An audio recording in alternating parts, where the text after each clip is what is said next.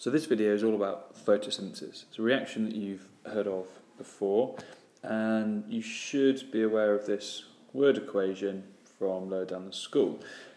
This chemical equation is a nice thing to know, but it's not necessary for you at GCSE. So what is photosynthesis? Well, photosynthesis is the reaction that plants use in order to produce glucose. Glucose is a really important molecule. We've seen before that it can be used in respiration to provide energy, and it's really a question of how do you produce that glucose in the first place. Now, as consumers, we will eat plants or other animals, and with that we take on board some of their carbohydrate that can be digested to make glucose and absorbed into our bloodstream. But plants are producers, what are known as autotrophs. They're self-feeders. They have to make their own organic material. And to do that, they have to use carbon dioxide and water in order to make that C6H12O6 molecule, the glucose. And they need to stick these two things together. And to stick them together, they're going to use light energy. Light energy, you think of it like a chemical glue. It's going to stick the different atoms together in a different shape and different formation in order to produce the glucose. And that's happening all of the time in any green parts of the plant, because one of the things which is necessary for photosynthesis to happen, as well as light and carbon dioxide and water, is this molecule, chlorophyll. And we find that in the chloroplasts, which are located inside plant cells. Root cells, for example, can't photosynthesize. There's no point because they don't get any light, so they don't contain chlorophyll. But leaves cells will contain large amounts of chloroplasts and chlorophyll because they're adapted to absorb that light energy. So photosynthesis is all about producing that glucose. We need perhaps to think about what that glucose could be used for in a plant. Now, some of it clearly is going to be used for respiration. So we've got some respiration going on because respiration, remember, releases energy in a way that cells can use it, and plant cells, just like animal cells, need energy for lots of different chemical reactions. If you don't use the energy in the glucose straight away, you might store it as starch. So starch is just an energy store molecule that would then be used up perhaps at night or in the dark, when it can be broken back down into glucose, and that glucose can then be used for respiration. Some of the other uses of glucose include using it as the building block to make new molecules. So it's used in part to make new proteins, but also to make fats, to make molecules like cellulose, which is used to make cell walls. So glucose, a bit like Lego bricks, you can deconstruct a molecule like glucose and take out this carbon and this hydrogen and oxygen, stick them back together in a slightly different way, and you can make lots of different other organic molecules. When we as consumers eat plants, we're consuming not only the glucose and the starch, but also the proteins, the fats and the cellulose. And we can break those down back into glucose and use that for our respiration. This molecule is an interesting one because we can test leaves and we can test food to see whether it contains starch. And that's an indication that photosynthesis has been going on. So this is an example of a starch test. And what you've got is a green leaf that's been exposed to light, and over that they've placed a black paper strip. So this area here doesn't get any light, these two areas will. And you leave it for a couple of days and remove the leaf. You then use alcohol to take the chlorophyll out of the leaf so that you can see whether there's any colour change. And the thing that you add is iodine, which is normally a sort of orangey red colour. But when you place it onto areas that have got starch, it goes a nice blue-black colour. So the blue-black colour indicates the presence of starch. That means we know that the plant must have been photosynthesizing.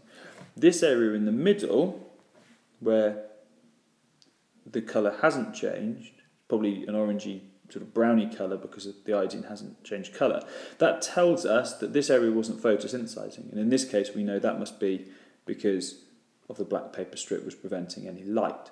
The same would be true in a leaf if you took away, for example, the carbon dioxide, or you took away the chlorophyll.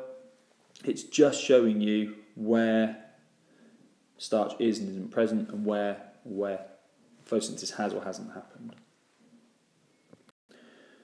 So we understand what the process of photosynthesis is. Now what we need to do is look at where that's actually happening.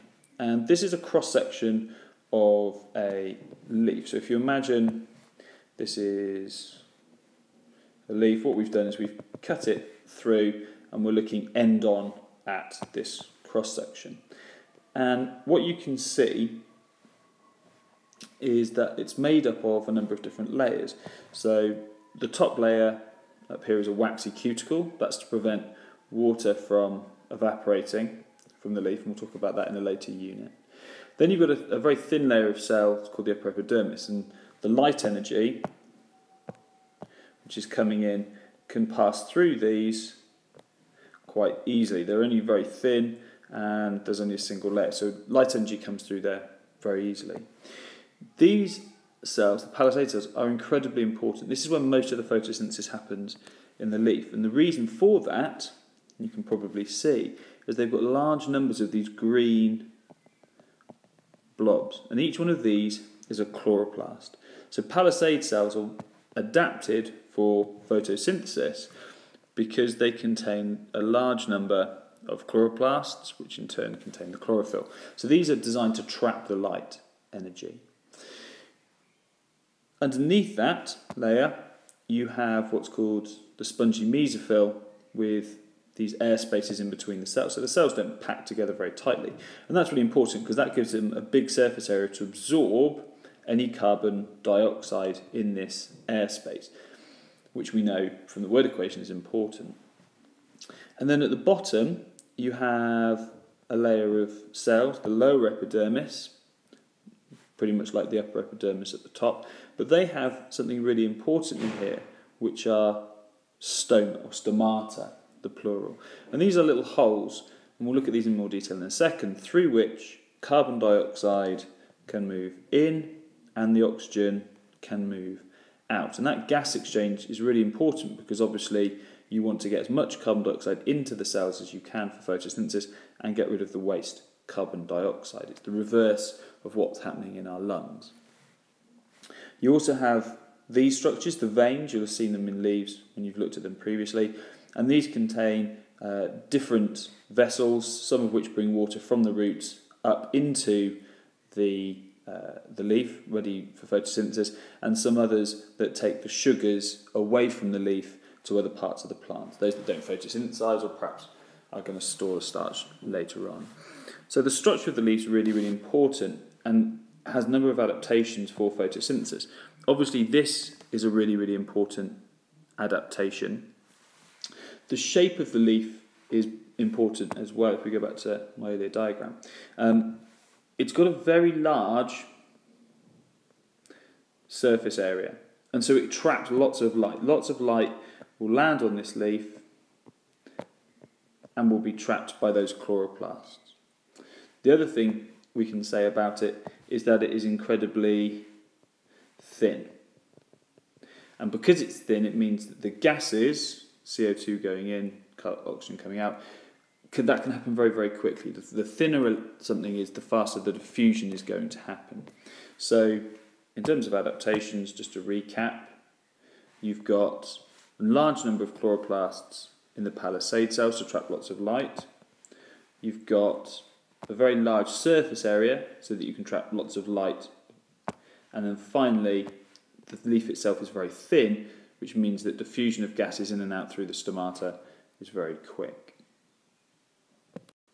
So finally, we'll just have a really quick look at this idea of gas exchange in plants. We know in humans, oxygen is being breathed in, it's being absorbed into the blood by diffusion. At the same time, carbon dioxide is coming out of the blood into the alveolar air spaces that we then breathe out.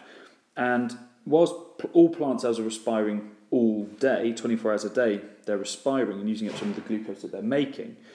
During the light hours, they are in fact photosynthesizing more than they're respiring.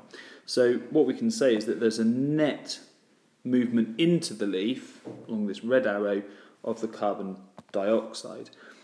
And that carbon dioxide fills these air spaces and gets used up by these cells very quickly, therefore lower concentration inside the cells than the airspace, so diffusion is keeping going in that direction. At the same time, oxygen, up here, is being produced by these cells, so it's in high concentration in the cells, diffuses into the air spaces and then back through the stoma into the air around the leaf. Now, one of the problems with this, and you can see it labelled here, is water. Water will also move out of the leaf down a concentration gradient. It's coming up from the root into the leaf to be used in photosynthesis. Once it's in these cells, it can diffuse into the air spaces and then out. And that's a problem, but we'll look at that in another video later on.